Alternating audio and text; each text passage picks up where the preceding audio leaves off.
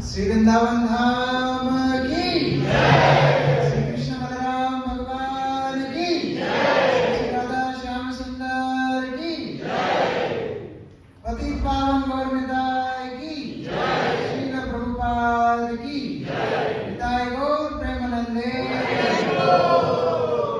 हरे कृष्णा। आपका श्री वृंदावन धाम में स्वागत है। कौन कौन पहली बार वृंदावन आए हैं? बहुत अच्छे। कौन पहले आए हैं? दोनों में से कौन ज्यादा भाग्यशाली है?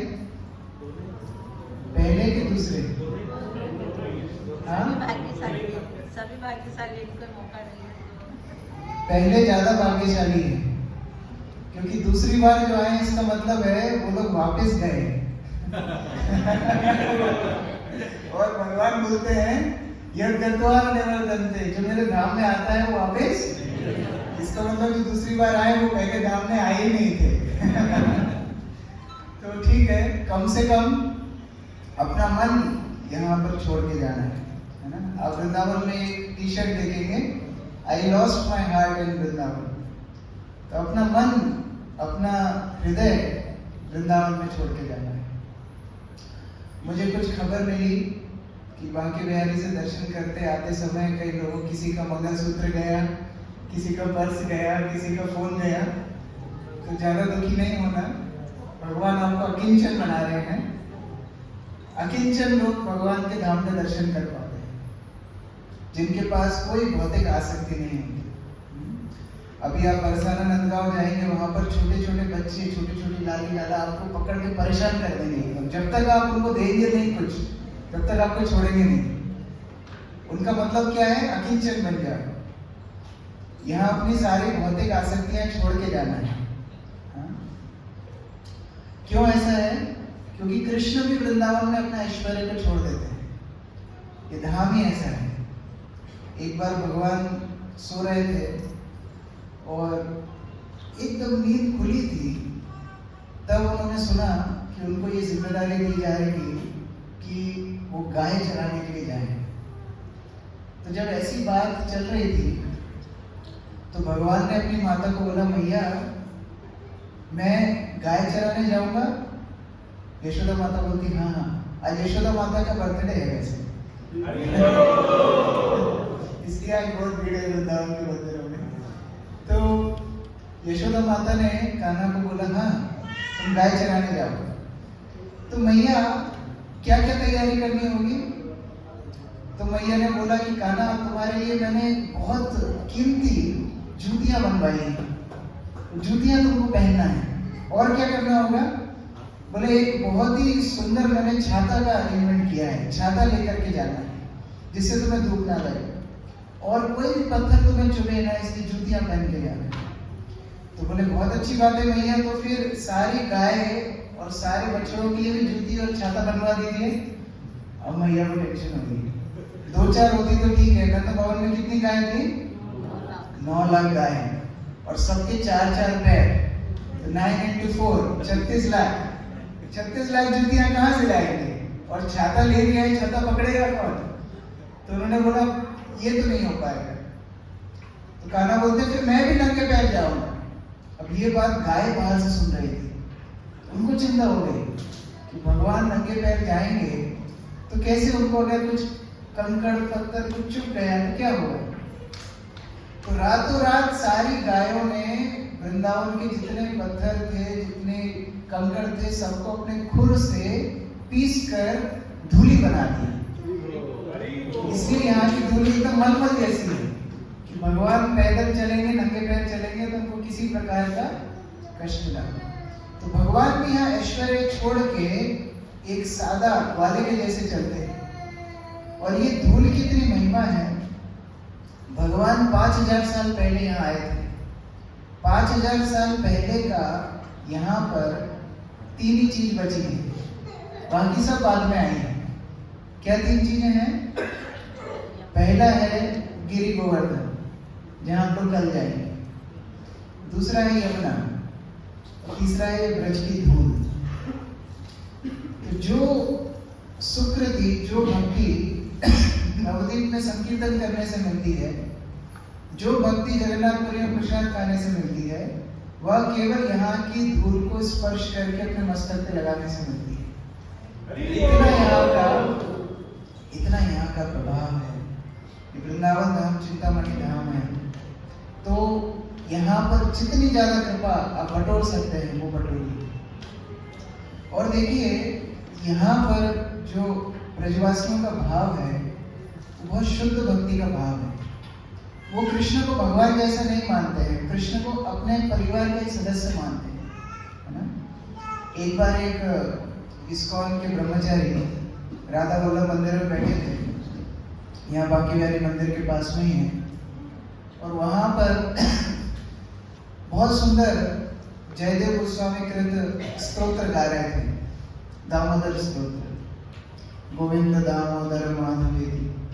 उसमें कितने श्लोक हैं? लगभग 70-72 श्लोक हैं। उस सब लोग कंठस्थ याद थे, तो बड़े भाव से गा रहे थे। तो एक बूढ़ी माता ब्रजवासी वहां पर आई और उनको देख के हंसने लगी। तो वो सोच रहे कि शायद मैं गलत गा रहा हूँ इसलिए हंस रही हूँ। तो उनको देख के मुस्कुराने लगी और वहां राधा वल्लभ के सामने जा करके वो उसी भजन को अपनी ब्रज भाषा में गाने लगी, और इतने भाव से गा रही थी कि ये भक्त बोलते हैं कि हम तो केवल तोते जैसे संस्कृत श्लोक बोलते हैं, लेकिन ब्रजवासियों का स्वतः जो भाव है भगवान के प्रति वो सीखने के लिए, उनकी कृपा मांगने के लिए हम वृंदावन आते हैं। तो माता अपने भाषा में बोल रही थी, प्रयाण काले तुम सामने हो, मुरली बजाते मन को लुभाते, कभी न भूलू गाँव में हरदम, गोविंद दामोदर माधवेति। इतने भाव से माता गा रही थी, ब्रह्मचारी वहां रोने लगे। तो ये ब्रजवासियों का शुद्ध भाव है। यहाँ एक एक जन, एक एक व्यक्ति, एक एक जानवर, एक एक चिड़िया, एक एक पेड़, एक एक पत्थर, सब भगवान के शुद्ध भक्त हैं जो अलग अलग रूपों में उनकी सेवा कर रहे हैं। यद्यपि उनका भाव इतना शुद्ध है, हम लोग उसका अनुकरण नहीं कर सकते, लेकिन उनसे हम भक्ति की याचना कर सकते हैं। हमें वैदिक शास्त्रों को ही पालन करना है, उनकी राग भक्ति को हम पालन नहीं कर सकते, लेकिन एक कृपा को बटोरने के लिए हम वृंदावन धाम में आए। अभी हम अलग अलग मंदिरों का दर्शन करेंगे।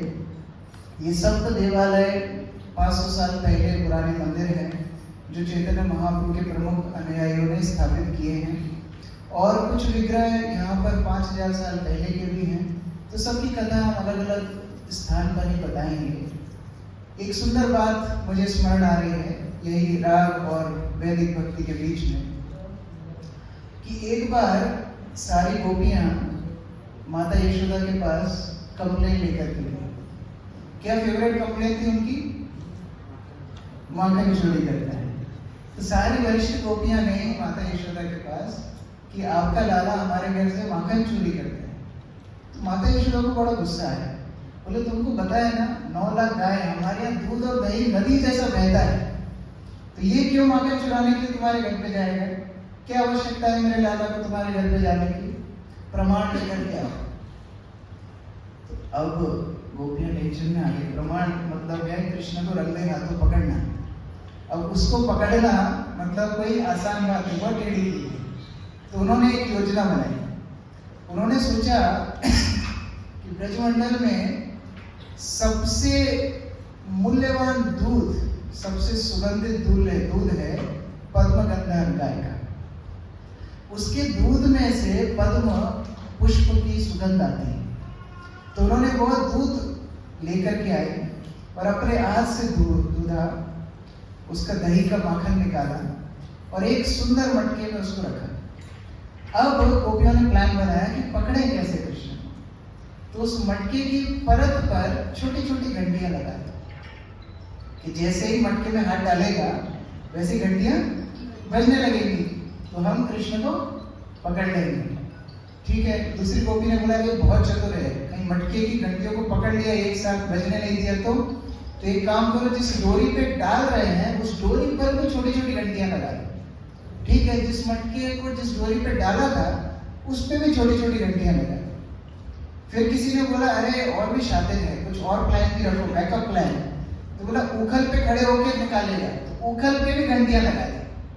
किसी ने बोला कि खिड़की से आएगा तो खिड़की की परत पर भी घंटियां लगा, एक पूरा जाल बिछा है कि कृष्ण आएंगे, जैसे खिड़की से आएंगे घंटी बज जाएगी।